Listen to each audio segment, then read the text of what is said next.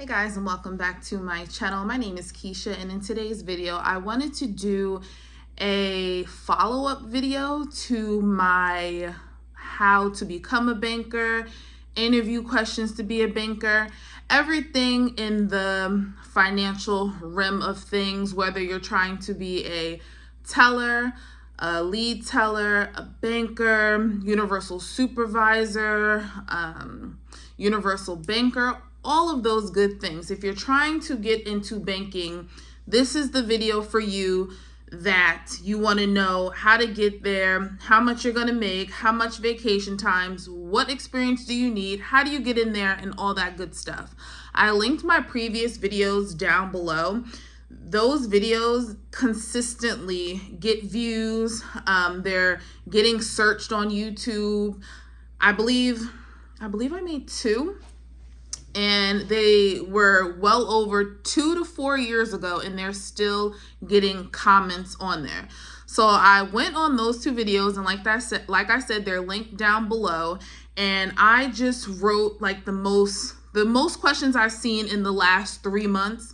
A lot of them are, about the same. Like, I'm just going to read a few. Like, do you need a degree? The benefits, the training, is it easy? How to prepare, interview questions, interview time, all that good stuff. So I'm going to get into that. However, I do want to tell you a little bit about myself. If this is your first time clicking on one of my banker one-on-one type of videos, I do want to introduce myself and give a little bit of background about myself and how I got into banking.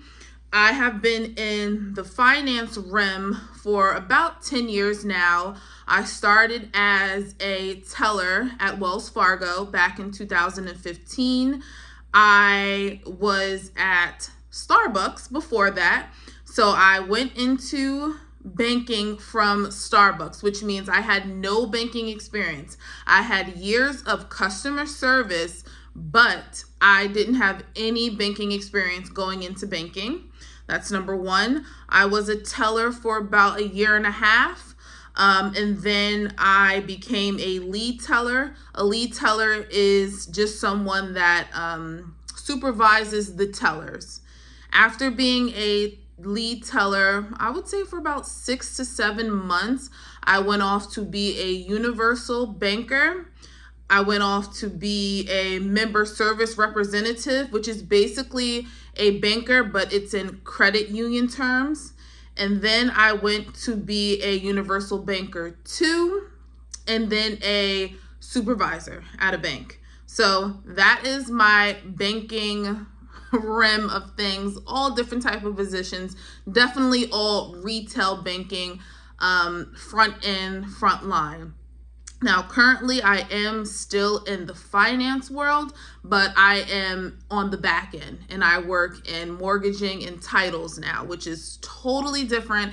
And if you guys want to know anything about that, definitely let me know down below. Just say you want to know about my current role, but I will not be talking anything about my current role in this video, just because it's 100% different from banking, retail banking, teller, and all that stuff. But like I said, if you want to know anything about it, just comment down below that you want to know. So there's that. So like I said, I did write down about 15 questions. So this video may be a little lengthy, but I'm just going to jump right into it. This is not in no particular order. I just wrote down the questions as I see fit. Disclaimer. I am in the PA area. So if you're going to ask me a question about rates, like pay rates or benefits and all that good stuff, you would really have to do your own research on your state. And that's only because every state is different when it comes to a lot of those things, especially pay rate, but just don't let them lowball you. But I will say, as a whole, New Jersey is going to pay more than Pennsylvania. New York is going to pay more than New Jersey, and so on and so forth. So I don't know what you would make as a teller in Pennsylvania, or not Pennsylvania, in California or Texas or Florida, but you can always Google that. You can look on Indeed, you can look on LinkedIn. Some of them actually put the price ranges on there, so you get a good estimate on that. So just going down the list, I actually got this question recently, and it is, do they check your credit? And yes, the answer to that is yes. Now, do all banks do that? No, but the ones that I worked at, they do check your credit, and what they're really looking for is if you have a whole bunch of charge-offs, if you have repossessions. Of course, they're going to do a background check on you. I've never been drug tested for a bank. I have been fingerprinted, but just those are just their criteria, and they'll actually put that in the application. So even before you get an interview or an offer, you will know that they're going to pull your credit, because they usually ask, are you okay with me doing a background check? Are you okay with me doing a credit inquiry, I believe they call it? But yes, they are going to do a credit inquiry. Will you see it on your credit report? I've never seen it, but they can pull a soft check on your information. So they are looking for that. Do you do a lot of cold calling? I never did. As a banker, they did set aside some time where you can call and, just build a book of business. However, it wasn't like 2 to 4 to 5 hours each day making calls. It was maybe 2 hours a day and 2 hours a week, I'll say. And that was mainly because at this particular bank, it was in a supermarket, and that's steady traffic all the time. So I never had a time in a bank where I was just making phone calls after phone calls after phone calls. That was never for me. Like I said, there was times where I had to make a few calls if it was slow, but usually we were always able to make a book of business.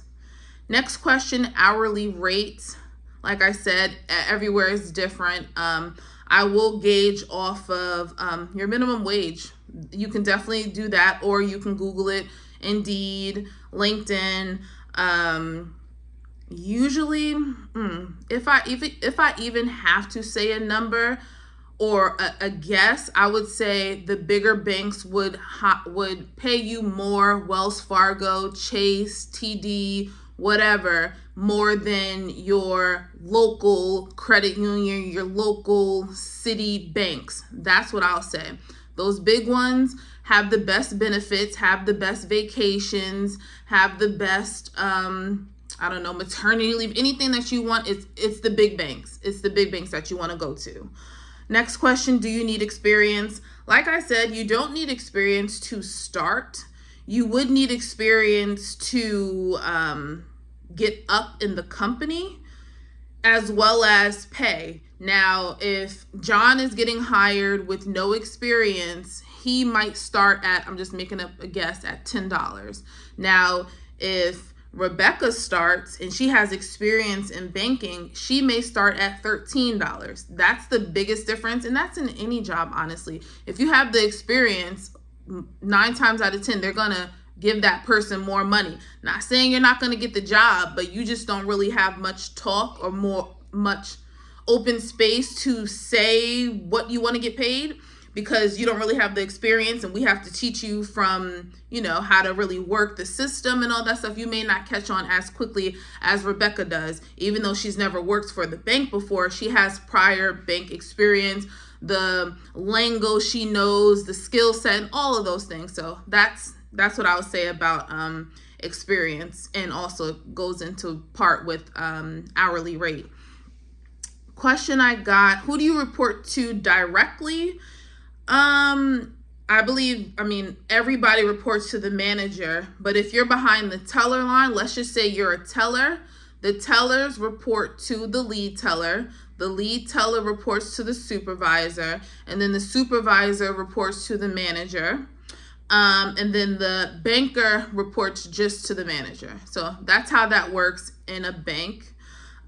It could be different. Maybe you have an assistant manager. If you have like a busy workflow, it would be like a teller, a lead teller, a supervisor, an assistant manager, and then the manager. So if you guys have a bigger bank, that's how you have the luxury of having an assistant manager. But that's not always the case. Sometimes it's just the manager.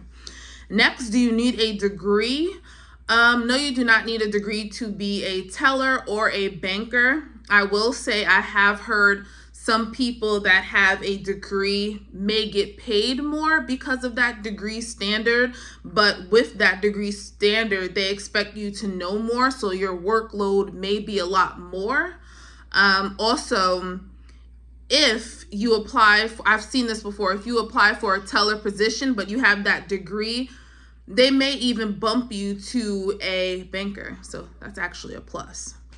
Another thing, how do you grow from a teller to a banker? So the biggest thing that I've did, especially becoming a teller to a lead teller or a lead teller to a banker or a banker 1 to a banker 3, is really having someone in the branch or someone in the company that you really trust, that you can go behind and sit with them when they have a difficult customer, when they're opening up an account, just their lingo, just shadowing them, having a mentor. That's really what I did, and I just basically picked their brains. When they're having a customer, have your notebook right there and write down your notes. And honestly, as long as you're not in the person's way, they're really not gonna mind.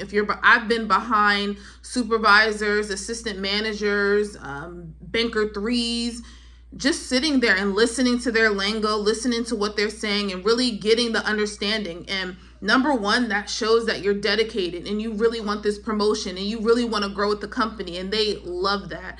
And then also number two, it's just a skill set for you. So when you are being a teller and they're asking you something, because if a customer's coming in, they don't know if you're a teller or banker, and they honestly don't care. But to know banker information being a teller is also a plus. So just those things in general will get you to the teller, will get you to the banker side. Being proactive and wanting that promotion will definitely get you there. Next, benefits. Like I said, all companies are different. The number ones that I always look at is vacation time and when do they start. Maternity leave might be a big one, because all banks do not have maternity leave. And if they do, they might be unpaid. It might be the FMLA for 12 weeks. So, you might not want that. So that's definitely something you want to look into. Vacation time is always good. I've seen banks give you 2-3 weeks. I've seen banks that let you buy time and it just comes out of your check.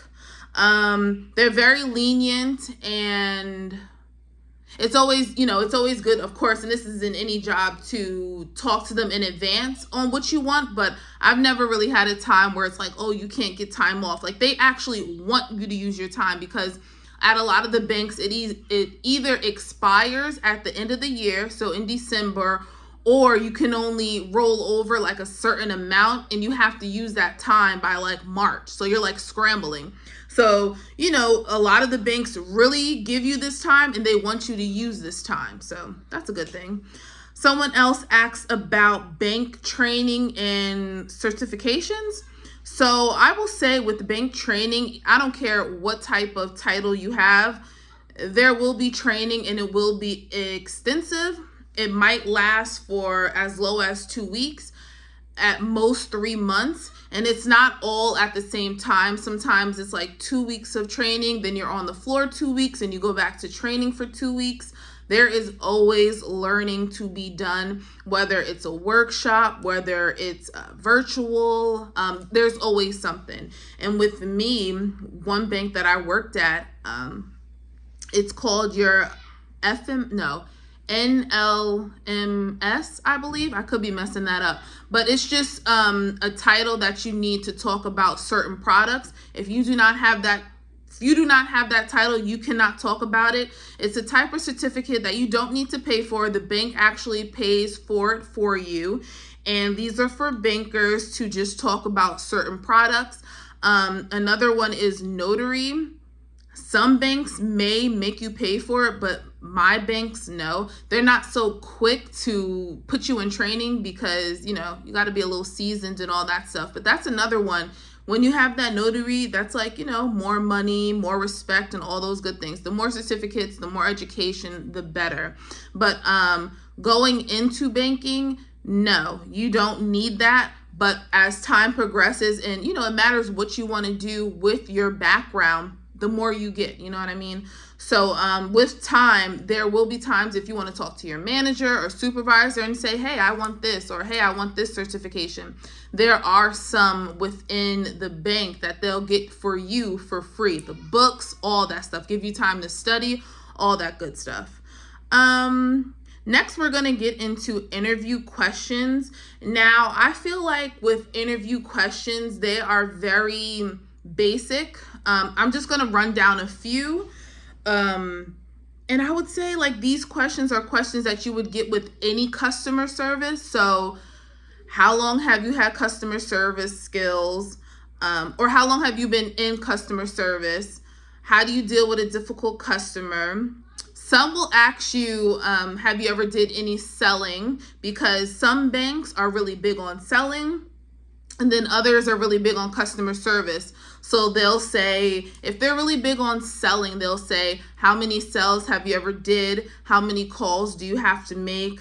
What did you do to really sell to a person? Some will actually have a one-on-one with you and say, okay, sell me this. You know what I mean? So some of them are really sales based, and then it comes to the other part where it's very customer service based. So they'll say, how do you deal with an upset customer? How do you deal with an irate customer? What do you do if the customer says this? Like, how do you stay calm? Like, it's very emotional based. So some will do both and some will just do one or the other. It just depends. I know recently, now that we're like 2022, 2023, 2024, a lot of the interviews have become conversational based. So it's not like, oh, I'm reading off a notebook. How are you today? It's not really that. They're just more calm and collected and want to know how you talk, how you carry yourself, and how you build a conversation. How you make eye contact. Do you talk with your hands? The whole movement and all that stuff. Your body language. A lot of these things will make a customer feel a type of way. Are you empathetic? It's just so many things that come into the interview process questions. And it's good to really practice, I would say. Now that YouTube breaks down everything, like myself right now, you can go on YouTube, you can go on Indeed, you can go on LinkedIn and literally Google or research what are the questions. I've done this plenty of times. Print that out or write them down and go over it before your interview. You know what I mean? Research you know what it says, like your responsibilities or your duties. Research that. Do you think that fits you? If you do, go off of that. Really talk about the company. Those things are something that they love, love, love. Like when you go into an interview, another thing they say is, what do you know about the company? If you say you don't know, why would you even want to work there? Like, what makes you want to work at that company? That's another question they ask. So my biggest tip is make sure you're researching the company, just the basic facts, like where did it start? How many people? What year? Things of that nature, the president, like 4 or 5 facts, and read that off even before they ask, why did you leave your previous company? I think that's more of a universal question, but that's a question they're going to ask. Strengths and weaknesses. That's another question they're going to ask, and that one is also very universal. But those are things that they're going to ask you, and you want to be confident, because this is more of a conversation than a question off question off question off question. They want to see how you can really flow and handle yourself. So that was the interview questions. And then the last thing I'm going to talk about is interview time. I believe this question was more like, when will they get back to you? And it's funny because it all depends. I would really say the more experience you have, the quicker callback. When I'm looking for a job and I had 7+ years experience, I would get callbacks a lot faster than when I had maybe a year or 2 experience. So you know they're going to really try to get internal hires, and then they're going to try to get people with the best experience before they try to go with someone that just has a bubbly personality and a lot of customer service experience, but no banker experience or no financial experience. So that's how that's really going to go. Yeah, because there has been times where I apply for a job on Monday and I hear back Thursday and they're ready to set up a phone interview. So and then when I first started banking, I had a whole bunch of interviews, but it was just the whole thing of, but you have no banking experience, so why do you want to work here? So these are just, and you know, I was so, I don't even know. You really need to be confident. You need to have that level of, I may not know right now, but trust me, I can learn. I'm a fast, all of that good stuff. Walk in there like you already got the job.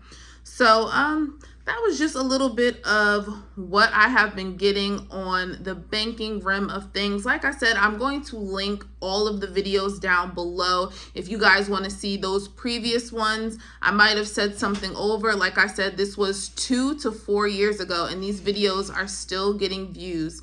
So this is just an updated version. And if you guys do catch me on one of those videos, I am going to say to check this one out because it is the most updated one. So I'll catch you guys in my next video. Bye, guys. Hi. My daughter says hi. Bye. Bye-bye.